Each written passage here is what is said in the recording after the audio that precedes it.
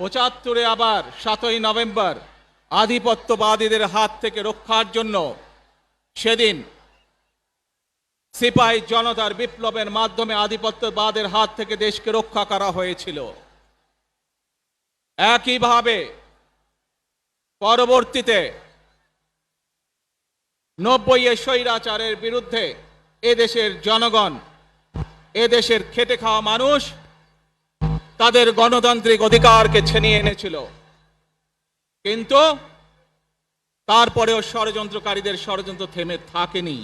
৭১ সালে এই দেশের মানুষ যেমন স্বাধীনতা অর্জন করেছিল, ২০২৪ সালে এদেশের ছাত্র জনতা সহ সর্বস্তরের মানুষ, কৃষক, শ্রমিক, গৃহবধূ, নারী, পুরুষ, মাদ্রাসার ছাত্র সহ দল মত নির্বিশেষে, শ্রেণী পেশা নির্বিশেষে সকল মানুষ সেদিন ২০২৪ সালের ৫ই আগস্ট এই দেশের স্বাধীনতা এবং সার্বভৌমত্বকে রক্ষা করেছিল। প্রিয় ভাই বোনেরা, আজ বাংলাদেশের মানুষ কথা বলার অধিকার ফিরে পেতে চায়। তারা তাদের গণতান্ত্রিক অধিকার ফিরে পেতে চায়। এই দেশে যেমন পাহাড়ের মানুষ আছে, এই দেশে একইভাবে সমতলের মানুষ আছে।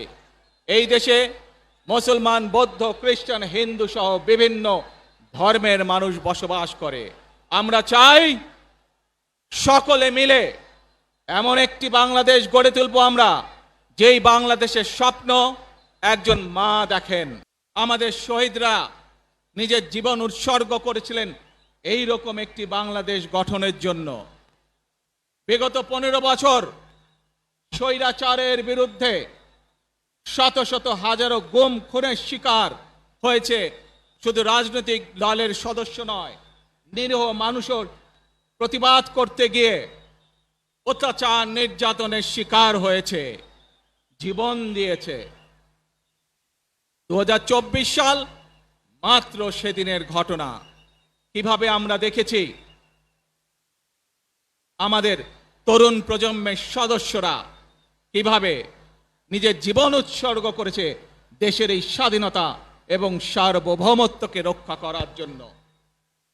প্রিয় ভাই বোনেরা, কয়েকদিন আগে এই বাংলাদেশের ২৪ আন্দোলনের এক সাহসী প্রজন্মের এক সাহসী সদস্য ওসমান হাদিকে হত্যা করা হয়েছে। ওসমান হাদি শহীদ হয়েছে।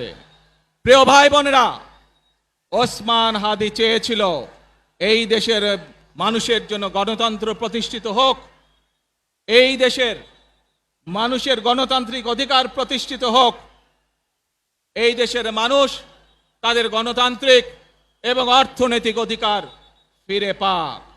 আজ ২৪ আন্দোলনে যারা শহীদ হয়েছেন, ওসমান হাদি সহ ৭১ যারা শহীদ হয়েছেন, বিগত স্বৈরাচারের সময় বিভিন্নভাবে খুন গুমের শিকার হয়েছেন, এই মানুষগুলোর রক্তের ঋণ যদি শোধ করতে হয়, আসুন আমরা আমাদের সেই প্রত্যাশিত বাংলাদেশ গড়ে তুলব, যেখানে আমরা সকলে মিলে কাজ করব, যেখানে আমরা সকলে মিলে আমাদের প্রত্যাশিত বাংলাদেশকে গড়ে তুলব। প্রিয় ভাই বোনেরা, বিভিন্ন আধিপত্যবাদ শক্তির গুপ্তচরেরা বিভিন্নভাবে ষড়যন্ত্রে এখন লিপ্ত রয়েছে। আমাদেরকে ধৈর্যশীল হতে হবে, আমাদেরকে ধৈর্য ধারণ করতে হবে। বিশেষ করে তরুণ প্রজন্মের যে সদস্যরা আছেন, আপনারাই আগামী দিন দেশকে নেতৃত্ব দিবেন, দেশকে গড়ে তুলবেন। এই দায়িত্ব তরুণ প্রজন্মের সদস্যদেরকে আজ গ্রহণ করতে হবে, যাতে করে এই দেশকে আমরা সুন্দরভাবে গড়ে তুলতে পারি। শক্ত ভিত্তির উপরে, গণতান্ত্রিক ভিত্তি, শক্তিশালী অর্থনৈতিক ভিত্তির উপরে যাতে এই দেশকে আমরা গড়ে তুলতে পারি। প্রিয় ভাই বোনেরা, আমার সাথে আজকে মঞ্চে এখানে বহু জাতীয় নেতৃবৃন্দ বসে আছেন।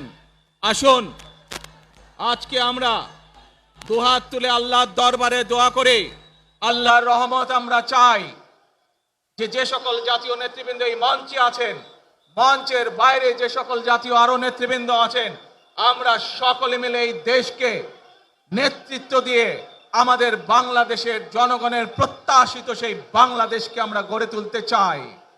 আমাদেরকে যে কোনো মূল্যে আমাদেরকে এই দেশের শান্তি শৃঙ্খলা রক্ষা করতে হবে।